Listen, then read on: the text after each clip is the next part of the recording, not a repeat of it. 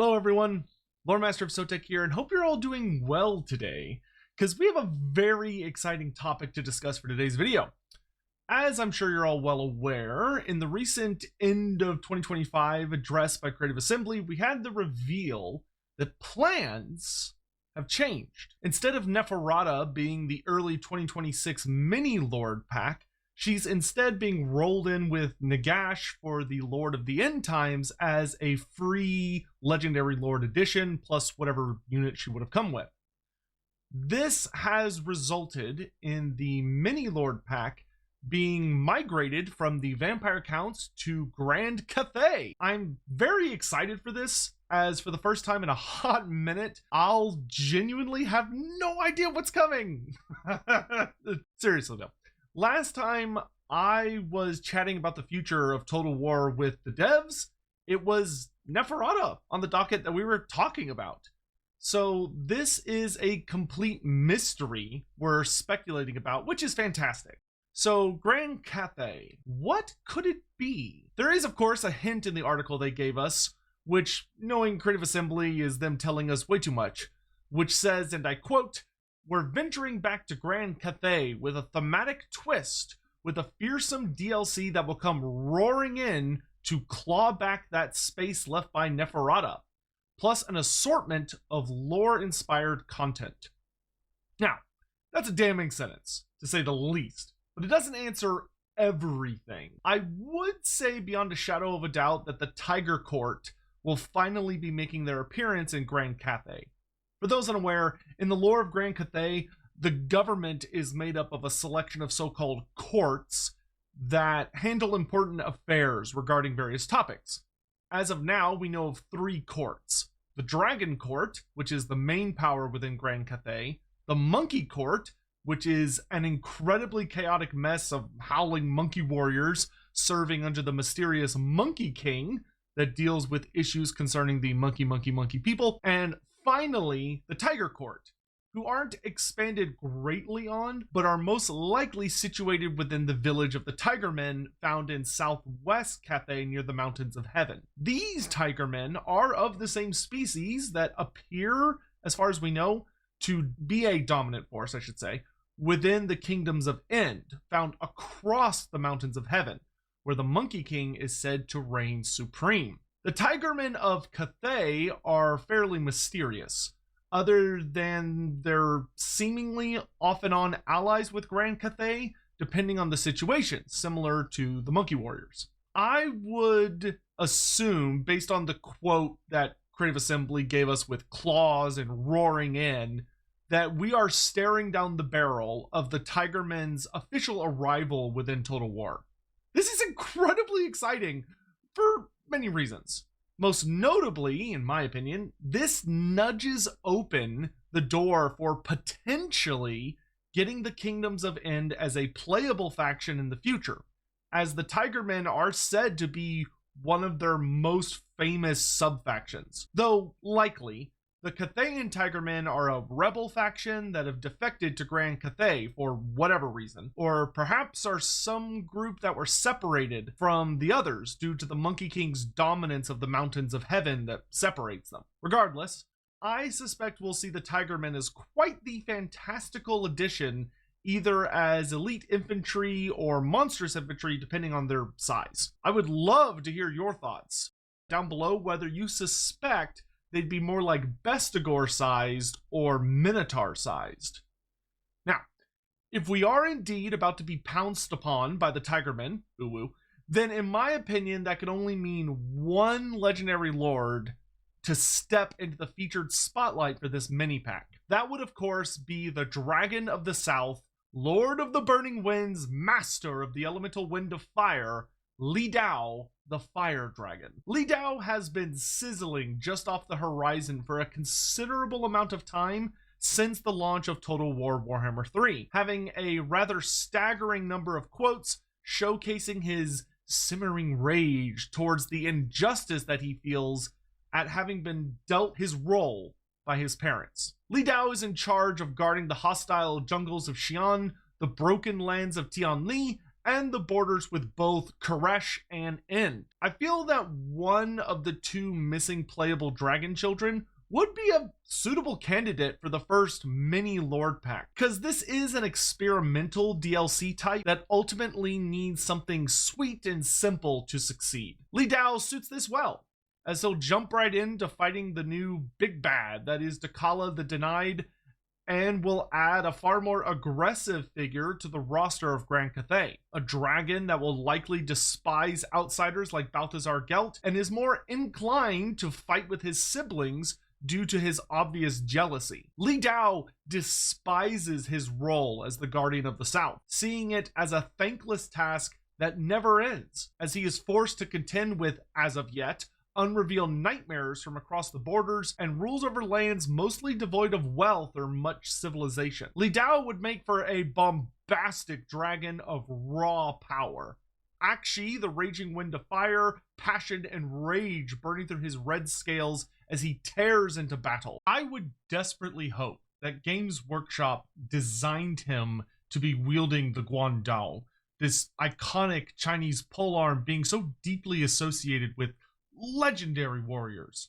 This would grant Grand Cathay their legendary lord that specializes at slamming into battle against endless swarms thanks to his mixture of yang and fire magic, granting him access to one of the best mixes of mass AoE damage possible in Total War. Then his personal weapon style, especially with his polearm, would likely lend him a heavy focus on armor-piercing and anti-large attacks, which ensure he can throw down with the nastiest monsters and mounted characters of other factions. Truly, it is quite the beautiful mental image. The big thing about these small DLCs is that they're only going to have something like 2, maybe 3 units, and hopefully maybe a lord or a hero. I really hope they'll have a legendary hero included, as Sigmar knows we need so many more of those. So, with Li Dao and the Tigermen, under my current prediction, I could see them having 2 variants. I don't think that would take up another unit slot per se, but I could see, maybe a great weapon variant and a dual wielding variant or something along those lines. But in any event, that leaves us likely 1 more unit slot. Let's assume the worst and say 2 units. Another unit that I think would be really thematic to come with Li Dao would actually be the Vermilion Warbirds, making their grand debut as a playable unit. Much like the other units in this DLC, we've known about them for quite some time, as they are technically contained within the Sky Junks and Sky Lanterns, which actually allows the war balloons of Cathay to fly. The Vermilion Warbirds are supposedly able to range a decent bit in their size. A juvenile featured on the tabletop mini, sitting on the arm of the Sky Lantern Champion model. If that's a younger bird, the adults are likely a decent size.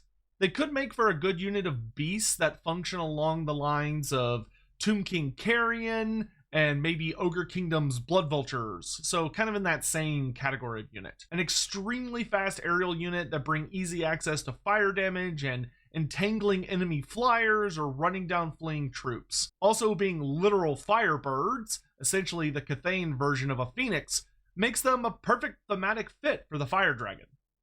If there was to be a 3rd unit, something I'd love to see is what Cathayan humans are like in the South that makes them unique. What makes them stand out?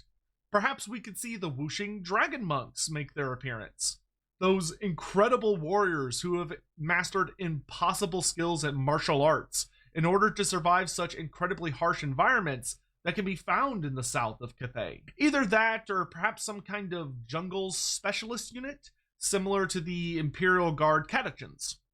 I also wouldn't say no to ranged cavalry for Grand Cathay. Always found it a bit weird they don't have any kind of bowmen on horseback. Anyway, that takes us to the hopeful character slots.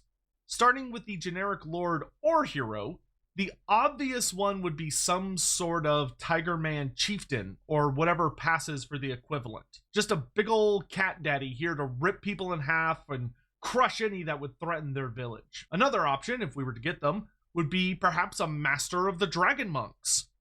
Either way, we'd be looking at some sort of melee specialist for Grand Cathay that would focus mostly on high damage, decent to high speed, and high melee attack at the cost of lower armor and no ranged weapons.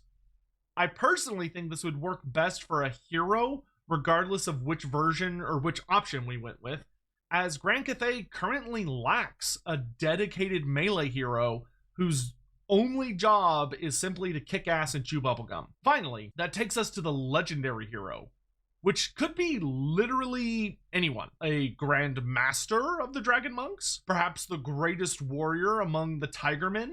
Maybe the enigmatic Shi Hong could finally make his appearance alongside the Vermilion Warbirds, being the ultimate Grand Artificer of Nangao, who, despite his blindness, is an unrivaled inventor that created the Sky Junk and rides to battle upon his personal war balloon, a masterpiece known as the Wind of Heaven. Said to be a graceful creation that boasts experimental weaponry and unique ordnance. A character I think that is quite long overdue for his arrival into the game. So I would say that would probably be kind of my personal prediction for the DLC, but there are some other characters that we should address that are surely being tossed around as options. The first is, in my opinion, the least likely, which is of course the much desired Monkey King. I would argue he's probably one of the most anticipated characters that will almost certainly be coming to Total War Warhammer, as the title of Monkey King carries such a legacy with it due to just a staggering amount of anime, novels, and of course the original Journey to the West. Personally, I just think he's too big for a mini DLC.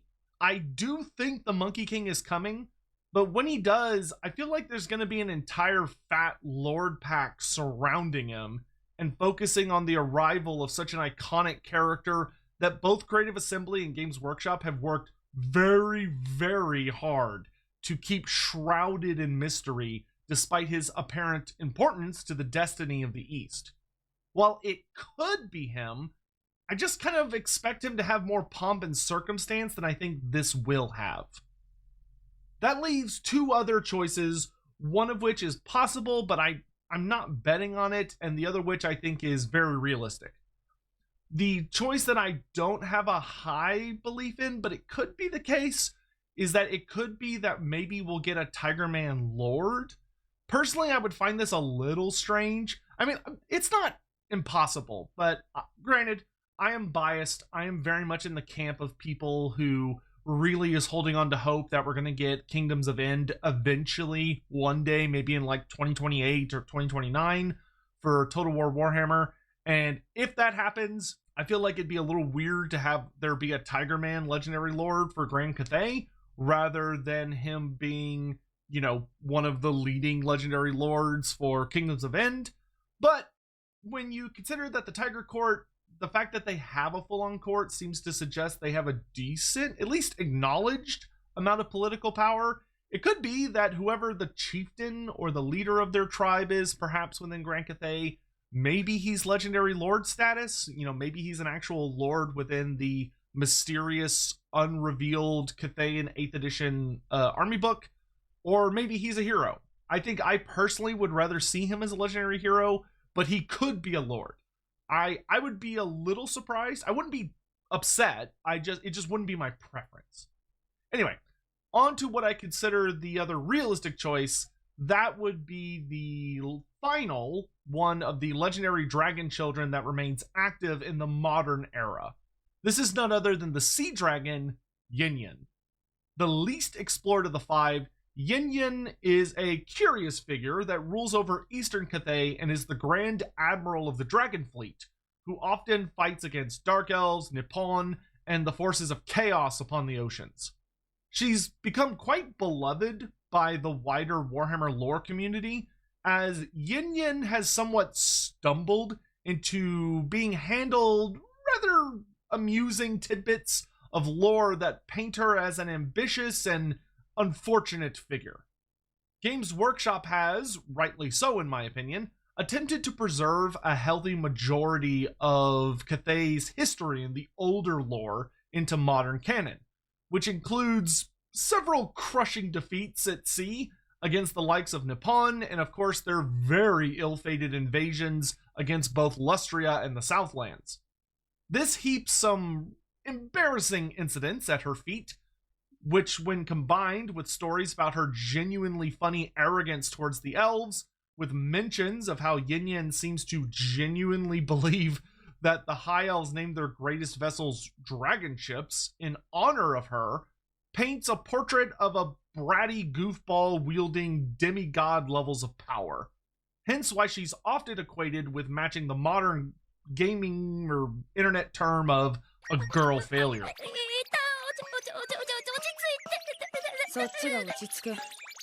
Personally, I'll be completely honest. I would squeal with glee if it was revealed that Yin-Yin was in fact coming next to Total War. She is by far the most intriguing of the Dragon Children in my opinion, due to her interesting strained, I should say, relationship with her parents, and seemingly she seems to desire so badly both of their approval and just takes such rash actions to accomplish it, only to end up embarrassing herself in the effort. By process of elimination, she is the wielder of the elemental wind of wood, which associates her with Gur, the wind of beasts, the amber wind of savagery and predatory aggression, of primal power and hunger.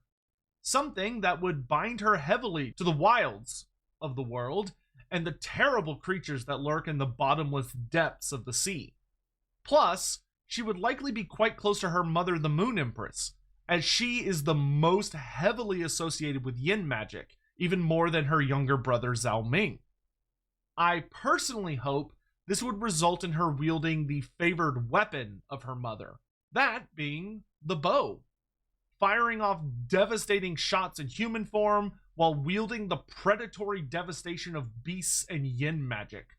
A hunter that can kill at a distance or up close when she transforms to show off her azure dragon form. If we get Yin-Yin instead of Li Dao, which I think is quite unlikely due to the hints we got in the article, which seem very Li Dao and Tigerman coded, I would heavily expect she'll come with naval-themed units, which could be quite the appropriate follow-up to Tides of Torment, the most recent DLC. The biggest thing that comes to mind for me would be some sort of infantry unit that is associated with the dragon fleets of Yin-Yin. Perhaps a pistol and hand weapon unit, or dual hand weapon fighters focused on dueling other infantry units. I don't know, I'm not terribly familiar with like what were the most popular historical Chinese weapons at sea. The biggest thing I'd really want to see hitting the battlefields with Yin-Yin though would of course be the dragon turtle. There's got to be a titanic dragon turtle monster stomping into war under the mistress of sea beasts, right? There's gotta be. Beyond that, I would just recycle the earlier ideas. You could still have the dragon monks and Shi Hong make an appearance with Yin-Yin. I think that's enough rambling for now. But I'd love to hear your thoughts on what you're hoping to see for Grand Cathay. I will say this seems to indicate that Grand Cathay won't be featuring heavily, if at all, for the Lords of the End Times DLC. But that honestly makes a ton of sense, as they just literally didn't get to appear in the End Times. At all. In the slightest. Oh, the End Times. such joyous memories. Anyway, thanks to everyone so much for watching. I look forward to reading all your comments below, and I hope you're having a wonderful holiday season. In case I haven't had the chance to tell you already, Merry Christmas, Happy New Year, and all that other jazz. Till next time.